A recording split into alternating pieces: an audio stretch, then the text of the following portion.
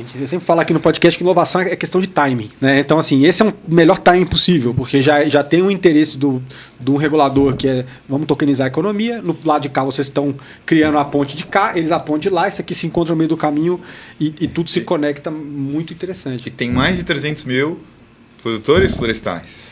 Então, e esse lance também que eu acho não muito... tem crédito. Que é incrível, o lance é o seguinte, que é incrível o que vocês estão fazendo, porque assim, no final do dia, vocês acabam achando um mínimo divisor comum que permite mais gente entrar no mercado sob diferentes tipos de modelo.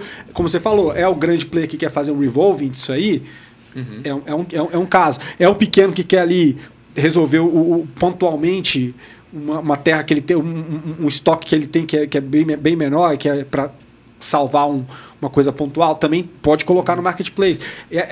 Quer garantir, quer colocar garantia também. Aí, Bruno, acho que você tocou num ponto. Quantas famílias, né, que tem produção lá florestal, que virou um tempo lá, o pessoal, tenho pinos, vou me aposentar com isso. Aí o pai que cuidava daquilo, depois fica numa herança, a gente vê vários casos, aí o cara vende a pressão.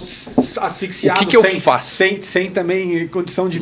Fica com aquela coisa presa esperando destravar o tempo no relógio. O que é um ponto, assim, eu acho que uma das coisas assim que a gente está começando a mostrar é, principalmente para os fundos, né?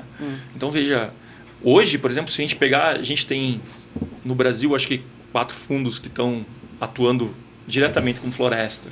A gente vai ver, os fundos que investem nisso são fundos de pensão americanos, são bem comuns, porque eles buscam um retorno de 8% em dólar, mais ou menos, né? Sim. Então você tem que aplicar lá para fazer isso. Como você tem que assumir a responsabilidade da floresta, como que você adquire uma floresta? Isso é uma coisa importante também.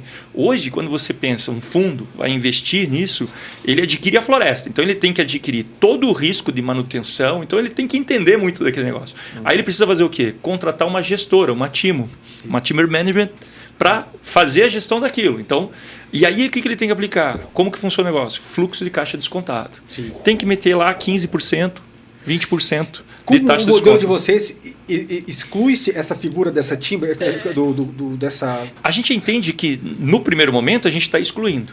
Só que a gente entende que, por exemplo, um outro dado importante, né? Desses 10 milhões de hectares, 90% dessas florestas estão concentradas em grandes produtores ou na indústria. Já verticalizou, como já verticalizou. Então, por exemplo, a tendência vai ser essa desverticalização. Então, as TIMOs, as gestoras, vão continuar existindo lá na frente. Mas, nesse primeiro momento, o que eu estou conseguindo fazer? Eu faço que um fundo não precisa ser um fundo de 1 bilhão. Sim. Um fundo de 50 milhões não precisa conhecer a fundo aquele mercado do ponto de vista operacional, porque ele não precisa de uma TIMO. Porque o que ele vai estar comprando? Eu vou comprar a madeira que a própria indústria da celulose vai utilizar, que está sobre a gestão dela, ou sobre um produtor que vive daquilo. Então, eu consigo comprar uma madeira e garantir que vou ter a madeira para chegar lá na frente e vender esse processo com muito menos esforço e muito menos conhecimento operacional e técnico. Sim. E com muito menos dinheiro. Incrível. É o lance de democratizar mesmo, inclusive, para quem vive disso. E muitas vezes alguns desestimulados e desincentivados a continuar nessa pegada, nesse tipo de cultivo, porque muitas vezes tem que ter paciência. E assim, aqui tem um outro ponto também que é muito interessante. A gente faz vários estudos, né, para grandes empresas, médias e produtores, de forma geral. Geralmente vem, e aí? Vou plantar floresta, ou eu vou para a pecuária, ou eu vou para a agricultura. Então, esse é um ponto muito interessante. A agricultura, é claro, onde, isso é uma máxima, tá? Onde você tem terra com um viés para a agricultura dá muito mais, ela tem um rendimento maior, porém, algo muito importante. Se você coloca um ciclo de 7 anos, você tem riscos maiores. Sim. Seca, né? A chuva. A alta aguenta muito mais. Né? A floresta, ela está lá. Por exemplo, se ela não crescer esse ano, ela cresce o ano que vem. Tá? Dificilmente a mortalidade é mais baixa, o risco de incêndio é baixo, perto do volume. Né? Então, quando você coloca os riscos, a agricultura dá muito mais se a terra for muito boa. Quando você vai para uma terra média, que é a expansão que a gente está tendo, principalmente em cerrado, para áreas mais arenosas, começa a E conta... que o plantio também de outras culturas é mais dificultado por questões climáticas também. Né? Questões climáticas e questões também do relevo.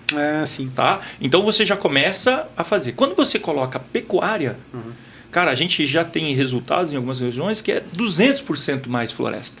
É mesmo? E aí, só que o que você tem o problema? Por que o cara que tem 500 hectares, que é um médio produtor, chega e fala, não vou para a floresta, vou ficar na pecuária? Porque, pô, como é que eu vou imobilizar isso? A pecuária está ali, mas todo ano eu tenho. Sim. Tá? Sim. Então, a gente já mostrou que dá mais. Então, aqui a gente está falando o seguinte, se a gente criando isso, eu consigo trazer mais produtores. Em vez de fugir os produtores, Sim.